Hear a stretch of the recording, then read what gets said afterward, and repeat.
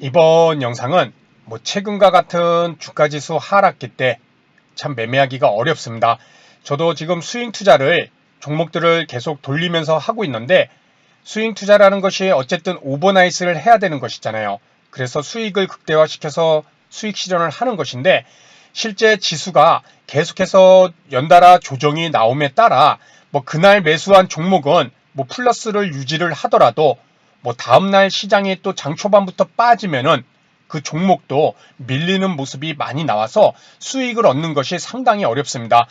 수익이 4%, 5% 나오다가도 다음날 다시 밀려서 거의 본전가에 매도하는 경우도 제법 나오게 되고 또 수익률이 5%, 6% 되더라도 주가 지수의 하락과 함께 종목도 좋은 흐름이 연이어 나와줘야지 수익률이 커질 텐데 지수 상황이 지금 계속해서 조정 약세장이 나오다 보니까는 얻었던 수익도 고스란히 까먹는 그러한 종목들도 제법 많이 나오고 있습니다.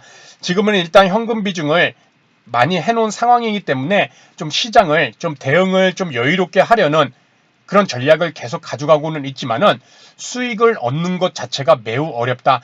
오히려 손실만 안 나도 다행인 시장으로 그만큼 지금 지수 상황이 매우 녹록치 않은 그런 모습으로 우리가 볼 수 있을 것 같습니다. 자, 지금 보시는 화면은 우리 코스피 일봉 차트입니다.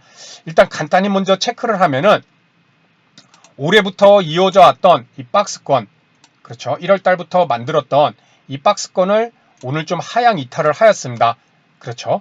거기다 지금 5시 29분인데 이 뉴욕 증시의 나스닥 선물은 1.19% 하락, S&P 선물은 0.99% 하락, 제법 큰 하락이 지금 나오고 있습니다. 역시나 현재 시간에서 미 야간 선물 지수의 이런 하락폭이 미국 정규 시장에 연결이 되고 또 내일 장 마감까지 어떠한 모습이 나올지 그것을 또 체크를 해야 우리 장 초반에 또 밀리는가 그러한 모습도 볼 수 있기에 미국 시장도 우리가 계속해서 체크를 해줄 필요가 있을 것 같고 일단 1년 동안에 거의 올해 1년 동안의 박스권을 지금 이탈한 모습이 나왔습니다. 그리고 주봉상에서도 60주선을 현재 이탈한 모습 그렇죠. 그리고 급격한 기울기에 따라 지금 급격한 하락이 만들어지고 있다. 월봉상에서도 저도 올까 말까 좀 생각을 있었는데 이러한 속도로 하락을 한다면 우리가 진짜 2800포인트도 테스트도 해볼 수 있을 것이고 월봉의 20월선도 테스트도 해볼 수 있을 만큼의 그런 하락폭이 상당히 강하게 나타나고 있습니다. 그렇죠. 상당히 지금은 큰 수익을 얻기보다는 이러한 조정인 항상 지금과 같은 때만 나오는 것이 아니겠죠. 그렇죠. 지금도 이런 조정이 나오고 있지만은 우리 꼭 작년에도 이런 코로나19 시장은 느닷없이 이런 조정이 항상 나오는 것 같습니다. 그 이전에도 2019년도에도 이런 조정 파동은 언제든지 우리가 주식 투자를 앞으로 계속 한다면은 느닷없이 이런 큰 파동의 중파동 이상의 하락은 계속해서 우리를 괴롭히고 또 우리의 수익, 우리의 계좌를 녹아내리게 만드는 이런 조정은 앞으로도 계속 나올 것입니다. 과거에도 그랬고 현재도 그랬고 지금도 이 정도 조정 파동에 우리는 상당히 어려움을 많이 겪고 있잖아요. 그렇죠? 진짜 짧게는 10% 20% 손실 나신 분들도 중장기 투자 하시는 분들도 계실 것이고 많게는 30% 40% 반토막 나신 분들도 계실 것입니다. 그만큼 요 정도의 하락 파동에 의해서도 우리 계좌가 이만큼 취약하게 만들 수 있는 것이 이 주식시장이고 참 무서운 곳인 것은 분명합니다. 그렇죠? 저도 주식 투자를 20년 하고도 몇 년이 지났지만은 항상 조정 파동에는 항상 무섭고 새롭고 왜 이럴까 이런 생각을 많이 하게 됩니다. 자, 하지만 경험이 많다는 것은 분명히 이러한 조정 파동이 나왔을 때 어떻게 대응해야 되는지 그것을 어디서 배운 부분도 있을 것이고 또 스스로 그 오래된 경험을 통한 조정장에서 잘 버티는 대응하는 그러한 경험이 쌓일 수밖에 없겠죠. 그렇죠. 우리 증시가 10년 동안의 박스권에 갇히면서 위아래로 얼마나 큰 이런 파동을 만들어 갑니까? 조정과 상승과 조정과 상승과 이런 거 조정 날 때마다 다 손실봤다면은 버틸 수가 없었겠죠. 그렇죠? 자, 그러한 관점에서 제가 이런 조정 시장에서 살아남는 그런 매우 중요하고 또 우리 여러분들도 누구나 알고 실천할 수 있는 그러한 기준을 두 가지를 말씀드리겠습니다. 너무나 많이 말씀드린 기준이긴 하지만 꼭 다시금 우리가 새겨 듣고 또 저도 다시금 생각을 해야 그것을 현재 시점에서 계속해서 머릿속에 담아 놓을 수가 있다는 것이겠죠. 그렇죠? 자, 우리 보시는 화면은 코스피 일봉 차트입니다. 여기서 봤을 때 하락에 우리가 늘 말씀드리는 부분이 뭐냐? 시장에서 중요하고 생각하는 것 단기 이평선인 5일 이평선과 20일 이평선입니다. 그래서 20일 이평선을 깼을 때는 항상 그 하락이 얼마나 깊을지 안 깊을지를 떠나서 20일 이평선을 깼을 때는 항상 긴장을 하고 시장이 다시금 바로 반등이 나와주는지 그것을 우리는 항상 머릿속에 갖고 있어야 되잖아요. 그렇죠? 그리고 21 이평선을 깼다는 것은 당연히 5일 이평선 아래에 주가가 위치하고 있다는 것이겠죠. 그러면은 5일 이평선을 다시금 회복할 때까지는 우리가 증시를 어떻게 봐야 되느냐면 매우 조심스럽게 봐야 된다. 단순히 보는 것을 조심스럽게 보는 것이 아니라 그것이 실질적으로 내 계좌의 현금 비중 조절과 종목을 매수했을 때 어떤 종목을 매수할 것인가 그것과 연계가 이루어져야만 시장에서 이러한 위험성을 극복하고 대응을 할 수 있다는 것이죠. 자, 이런 이평선만으로도 우리가 이런 위험대 구간에서 언제든지 대응을 할 수 있는 그런 매우 중요한 기준이 될 수 있습니다. 이러한 이평선 말고도 또 우리는 계속 체크했던 부분이 바로 캔들이었죠. 그렇죠? 뭐 가장 최근에 캔들 이렇게 그리고 차트를 줄였을 때 나오는 이러한 캔들의 전저점을 이탈했을 때 그렇죠. 이평선 5일 이평선과 20일 이평선을 기준으로 삼으면서 캔들상으로 전저점을 이탈을 했을 때 그렇죠. 우리가 시장을 이것 또한 매우 중요하게 차트상에서 파악해야 되는 중요한 요소가 될 수 있다는 것이죠. 자, 이평선이든 캔들의 전저점이든 어찌됐든 우리가 시장에서 이 종목들이 이평선도 중요 이평선도 깨고 이탈하고 또 캔들 전저점도 깨고 이탈했다는 것은 거기에 한 가지 더 또 이런 추세적인 부분이 또 들어가게 되죠. 추세가 하락 추세. 그렇죠. 고점이 낮아지고 저점이 낮아진다. 그래서 차트를 통해서는 이평선과 캔들의 전저점과 그리고 이 추세대를 계속 하락 추세대 안에서 주가가 갇혀서 움직여서 계속 저점을 낮추고 고점도 낮추는가. 이 차트상에서 요 세 가지를 통해서 우리가 이런 조정장에서도 아직은 지금 적극적으로 매매할 타이밍이 아니구나. 그렇죠. 그러한 것들을 캐치를 너무나 쉽게 할 수가 있다는 것입니다. 이 부분, 이 차트 부분이 이제는 1번이 차트였죠. 그렇죠. 주요 이평선과 캔들의 전저점과 추세대에 관련된 그러한 부분. 그것이 이제는 1번 쪽으로 이런 차트로서 이제는 이런 적극적으로 들어갈 시점과 아니면 조심스럽고 현금을 많이 갖고 있어야 되는 그런 시점을 언제까지 더 기다리고 지켜봐야 되는가.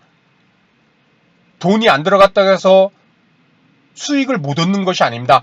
지금 주가가 빠짐에 따라 종목들이 많이 하락하죠.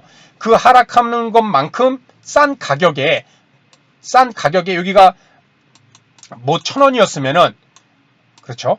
여기가 뭐 500원이 됐습니다.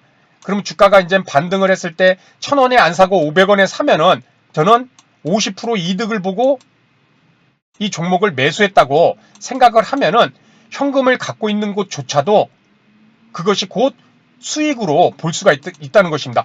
좋은 종목들도 지수 하락과 함께 많이 빠지는 모습이 지금 계속 나오잖아요. 그렇죠? 그것을 계속 지켜보면서 주가가 차트상으로 우리가 살펴봤던 그러한 저점을 멈추는 지점, 최소한 5일 이평선을 회복하는 지점, 그러한 지점까지는 계속 보수적이고 현금 비중을 높인 상태에서 매매를 하면은 좋은 종목이 계속 빠지면 그만큼 수량을 늘려서 살 수 있는 그것이 곧 수익이라는 생각이 매우 중요하다는 것이죠. 그래서 차트적인 부분, 이 부분도 우리가 계속적으로 봐야 앞으로 이러한 하락이 나오고 여기도 뭐 이평선을 다 깼다. 그렇죠. 코로나 때인데 이때도 저도 큰 피해 없이 당연히 차트상으로 이런 전저점을 다 깨버리고 이평선도 다 이탈해버리고 그렇죠. 당연히 이런 데서는 뭐 적극적인 매매를 안 하겠죠. 그것이 곧 내 계좌를 지키는 것입니다. 그렇죠. 이 코로나뿐만 아니라 다른 데도 마찬가지입니다. 20일 이평선을 깨고 5일 이평선을 회복하기 전까지는 뭐 이 21일 이평선은 항상 깰 때마다 조심스러운 자세를 갖고 5일 이평선을 회복할 때까지는 역시나 조심스러운 시장의 뷰를 갖고 있다면 큰 손실을 피할 수 있다는 것이겠죠. 이래서 차트가 첫 번째고, 자, 두 번째는 시장은 외국인과 기관은 우리가 무시할 수 없는, 그렇죠. 그들의 자금의 움직임을 무시할 수 없는 시장을 좌지우지하는 메이저들입니다. 한때 작년 코로나 이후로 개인들이 좀 주체가 돼서 시장을 많이 움직이는 모습도 한편으로는 나왔었죠. 그렇죠. 코로나 이후로 이때 우리 개인들이 상당히 강한 모습을 보여줬잖아요. 그리고 저점도 잘 잡고 또 단기간에 수익도 많이 내신 분들도 많이 계셨고 그렇죠. 하지만 제가 20년 넘게 주식 투자를 하면서 이 외국인과 기관 이들의 매매 수급적인 측면이 이 주가지수와 연계를 해서 움직이는 부분을 봤을 때 뭐 정확한 통계는 내보진 않았지만 외국인과 기관이라는 이런 메이저들의 움직임이 90% 이상은 시장을 좌지우지하는 그런 생각이 들 정도로 이들의 힘은 막강합니다. 자, 그렇다면 오늘은 기관이 그래도 800억이나 샀는데 코스피에서 1.82% 빠졌는데 그렇죠. 지금 시장을 매매 금액을 보게 되면은 외국인이 오늘 2,700억밖에 매도하지 않았습니다. 그리고 기관도 800억이나 매수를 했죠. 외국인이 2,700억밖에 매도하지 않았는데 주가는 1.82%가 하락한다. 그렇죠. 참 어이가 없죠. 매매 동향 금액으로만 봤을 때는요.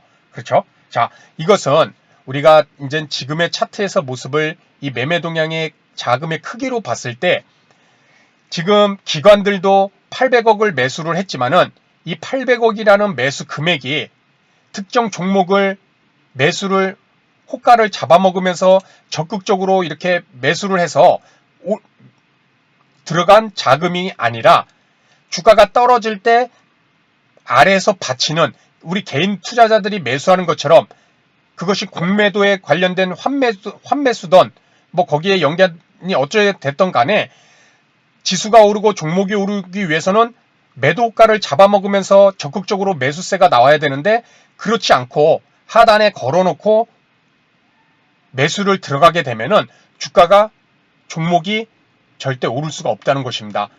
그렇죠? 자, 이것을 떠나서 일단은 주가지수의 움직임은 아까 이러한 차트적인 부분 그리고 이 외국인과 기관의 수급을 계속적으로 체크를 해줘야지만 시장이 어디가 이쯤에서는 이제 좀 저점이 만들어졌나 보다. 이쯤에서 좀 바닥이 만들어졌나 보다. 이런 식으로 외국인과 기관의 자금 운영 들어오는 힘의 방향을 우리가 꼭 체크를 해야 됩니다. 이 차트와 이 수급 두 가지만으로도 저 같은 경우는 이런 조정장에서도 큰 손실 없이 또는 오히려 수익을 얻으면서 물론 상승하는 장보다는 덜하겠지만은 그렇게 시장의 조정을 대응을 하고 적극적으로 매매를 하느냐 현금 비중을 많이 갖고 가느냐 그것을 차트와 수급만으로도 충분히 우리가 그 두 가지 기준으로도 대응을 할 수가 있다는 것입니다. 자, 여기서 더 가장 중요한 것은 뭐냐면은 이거 모르시는 분은 안 계실 것입니다. 차트, 수급, 뭐 이평선, 캔들, 뭐 지지와 저항, 추세대, 뭐 외국인 기관 수급 이거 모르시는 분들이 안 계시죠? 여기에 이제 최종적으로 더 중요한 것은 내가 이렇게 아는 것들, 차트가 눈에 보이잖아요. 너무나 쉽게 우리가 차트 매매를 많이 하는 이유가 너무 눈에 쉽게 볼 수 있기 때문에, 직관적이기 때문에 매매의 기준으로 삼기가 너무 쉽고 활용도가 높잖아요. 그렇죠? 전저점을 깼을 때 이거 모르시는 분이 어디 있습니까? 위험하다는 것. 그렇죠? 여기서 다 긴장하고 있잖아요. 이거 깰까봐. 그리고 실제 깼습니다. 깼더니 실망 매물이 나오죠. 자, 이러한 것에서 제가 왜 이 말씀을 드리냐면은, 차트던 수급이던 우리가 많이 알고 어느 정도만 공부를 하면은 그 중요도에 대해서도 분명히 알 수가 있습니다. 다만 이렇게 아는 것을 실제 매매를 했을 때 실제 시장에 적용을 누가 하느냐? 자기 자신밖에 할 수가 없습니다. 저는 오랜 투자 경험도 있고 주식 투자로 힘든 시간을 겪어봤기 때문에 이 두 가지가 매우 중요하고, 그것을 통해서 시장을 계속 이겨나왔기 때문에 지금도 그것을 통해서 대응을 하고 있습니다.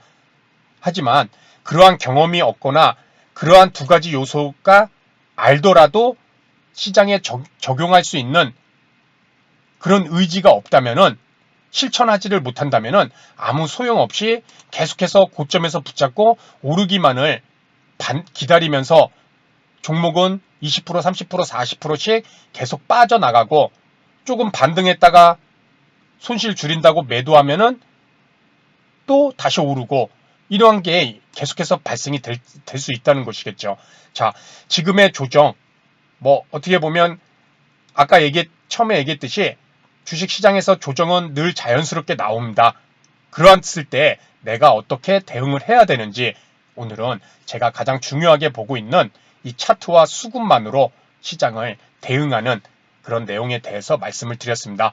또 앞으로 시장이 어디가 바닥을 찍고 다시금 좋은 흐름이 나올지, 또는 다시금 새로운 박스권을 만드는지, 그것은 우리가 지켜봐야겠지만은, 이 차트가 중요 이평선, 전저점, 그리고 수급적인 측면, 그러한 것들을 고려해서 꼭 대응을 하시고 아는 것을 꼭 실천하시기 바랍니다.